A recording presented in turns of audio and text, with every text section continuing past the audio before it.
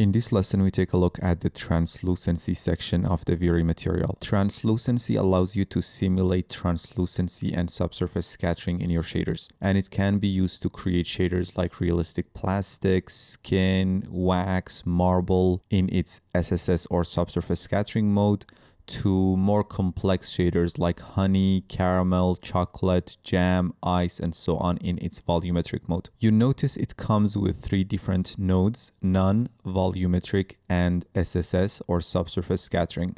In the refraction video, we learned about using the translucency section when it is set to none to achieve realistic colored glass shaders using fog color and depth values. You see, when the mode is set to none, those are the only two parameters available. Now let's change the mode to SSS, and this is probably the most frequently used mode as it gives us a simple yet powerful subsurface scattering solution. Now, subsurface scattering or SSS simulates the effect of light entering an object and scattering beneath its surface. Not all incoming light rays reflect from a surface. Some of it will penetrate below the surface of an illuminated object. There it will be absorbed by the material and scattered internally. Now, some of this scattered light will make its way back out of the surface and become visible to the camera. This is known as subsurface scattering or SSS. SSS is necessary for the realistic rendering of materials such as marble, skin, fruits, plastics, wax, milk, and so on. For some materials, you don't need any subsurface scattering contribution, like for example, wood or rocks or metals. For other materials like fruits, some plastics, skin, and so on, you do need subsurface scattering contribution. Now let's open up the frame buffer and run the IPR.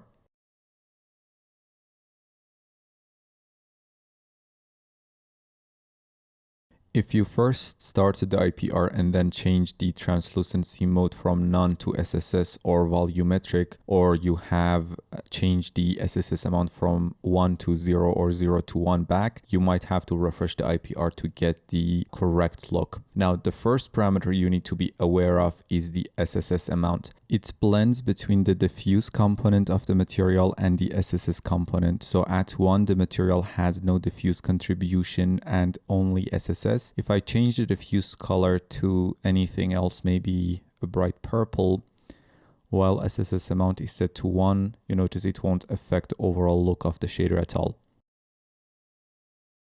If the SSS amount is set to 0, now we only have diffuse component and no SSS contribution. And obviously we can use in-between values to dial in the exact SSS amount that we want. For now, let's set it to 1. SSS color determines the color of the subsurface scattering effect, or the color of the light rays when being scattered beneath the surface. Let's change the color to this orange color with the RGB values of 235, 132, and 67.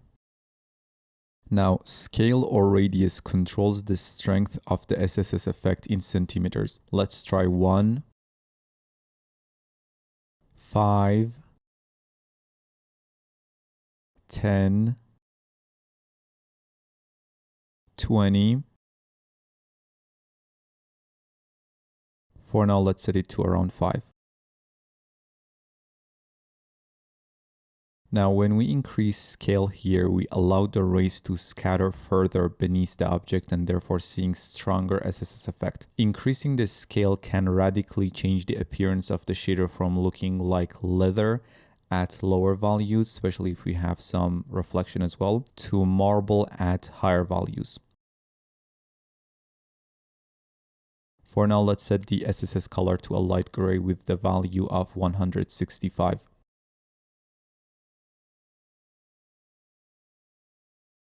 And finally, we have this scatter radius color, which allows you to customize the radius per RGB channels. You can also think of it as the internal scattering color visible in thinner parts of the mesh. For example, if I decrease the green value to 110 and blue to 75 and keep the red at its default of 255, Now we are basically allowing the R channel to scatter further beneath the surface compared to blue and green components. And this can be useful for simulating complex surfaces like skin, where we want to have control over each individual RGB component to get the exact coloring that we want. One of the ways that I like to use this SSS component is just to add a very important layer of realism to my shaders, like plastic, for example. Now let's go for a quick plastic shader and see how this can be extremely useful. First, let me hide the liquid part of the mesh.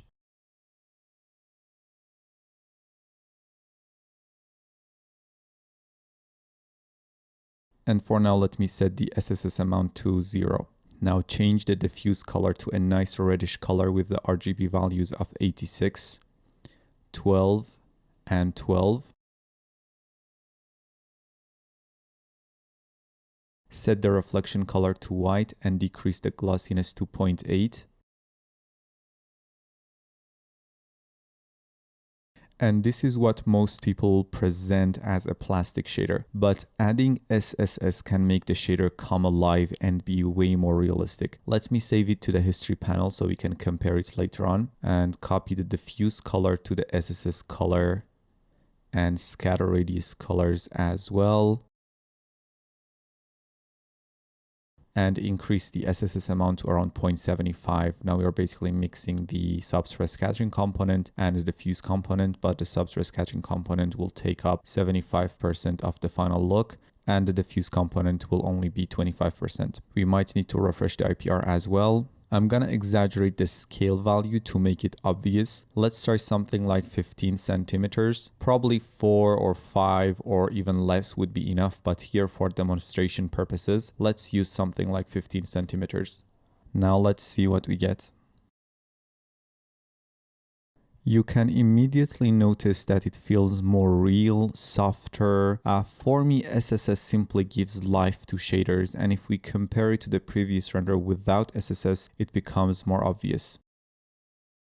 You can see it's much more touchable. Obviously, the SSS scale or radius depends on the look that you are referencing. So if the SSS is not that obvious, you can scale down the radius or the scale value to get more realistic. Now, the SSS algorithm implemented in the VrayMtl is a random walk, which is physically accurate and gives fantastic results. Now, let me stop the IPR and add a new VrayMtl and assign it to the shader ball.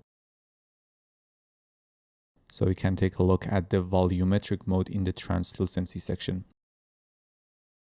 Now, the volumetric mode, like the subsurface scattering mode, basically allows the light rays to scatter inside the object. But for it to work, we need to have the refraction component of the VrayMtl enabled. And this mode is more useful for liquids and highly transparent materials. So let's start by setting the refract and reflect colors to pure white. And change the fog color to a red color with the RGB values of 185, 27, and 27.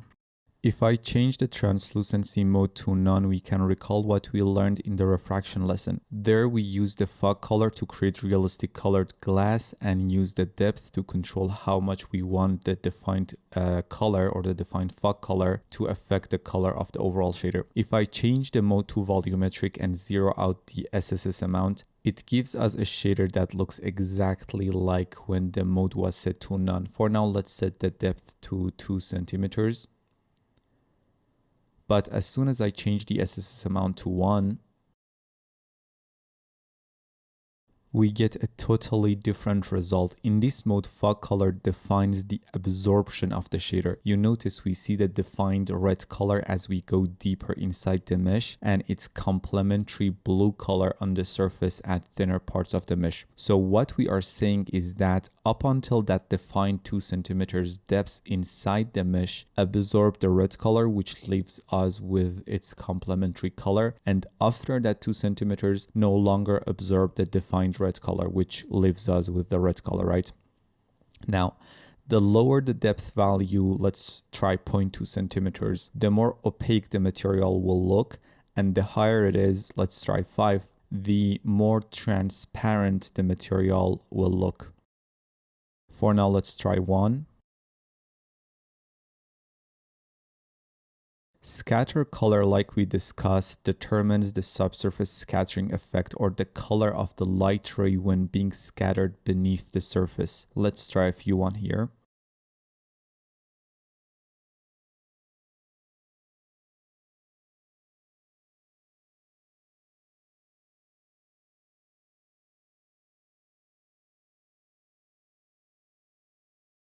Let's go for a light pink with the RGB values of 196, 64, and 95. You notice how we can use a combination of fog color, depth, and scatter color to achieve any complex translucent shaders that we want. Now let's go for a nice strawberry jam shader. I'm going to change the fog color to a very light, unsaturated red with the RGB values of 154, 101, and 101. And change the scatter color to a more saturated red with the RGB values of 126, 17, and 17. You notice how the thin parts are more transparent and the thicker parts are more opaque. If I temporarily change the fog color to something greenish, for example, you notice how the fog color will show up in thinner parts where the mesh is more transparent, and the scatter color will show up in the thicker, more opaque parts. And this can be used to have a very fine-tuned control over the look of your complex translucent shaders. For now, let's get back to the light red color. I'm going to decrease the refraction glossiness to 0.9 so the thinner parts won't be very sharp. Now in the BRDF section, let's use roughness instead of glossiness for our reflection and set the reflection roughness to 0. For reflection roughness, let's load this BW38_blurred through a V-Ray bitmap node.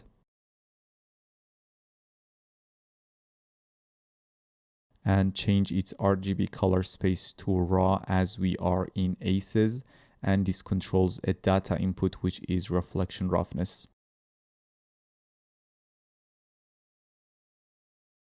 In the output section, enable color map and increase the Y value for the first point to 0.15 and set the Y value for the second point to 0.05. Cool. Now that adds a bit variation to the reflection roughness. And now we can add a bit of unevenness or bumpiness to the surface as well. I'm going to add a noise map. Change the type to fractal and connect it to the bump input of a V-Ray normal map. And connect the normal node to the bump map input of the V-Ray material.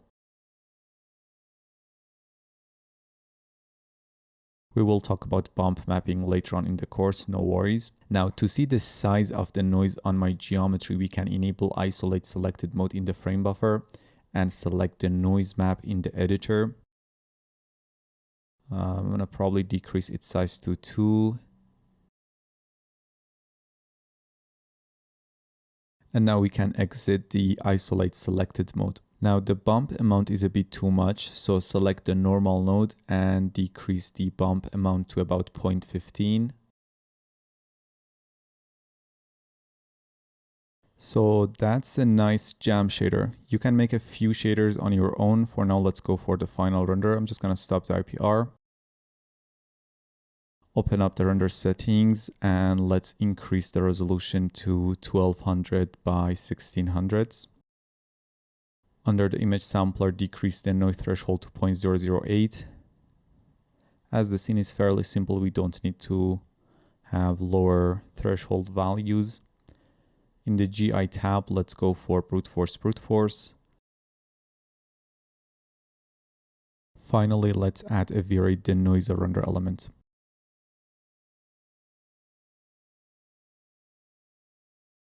And now we can start the final render. I'm just going to show you the final render in the history panel, and here it is. Looks really good.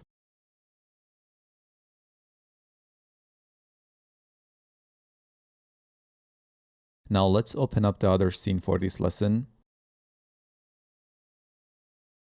And let's use what we learned to create what I call the dragon shader. So let's open up the material editor and run the IPR.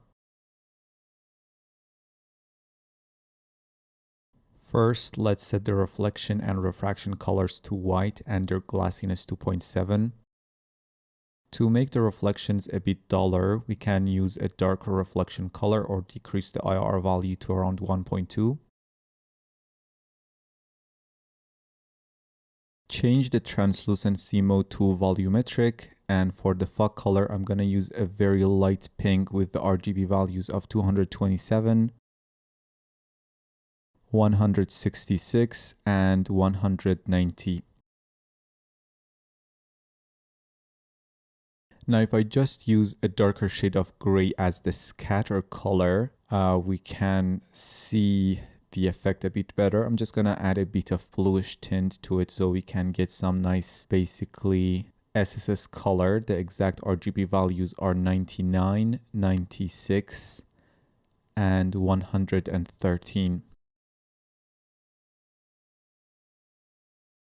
And now we get this kind of pink dragon shader. And to make the whole shader less transparent, let's decrease the depth to around 0.6 centimeters. And that is our dragon shader. Looks very cool. Now, to have some fun, I want you to create a jade-like green dragon shader. Just try to have some fun and explore all the possibilities. So that's about the translucency section of the VrayMtl. See you in the next one.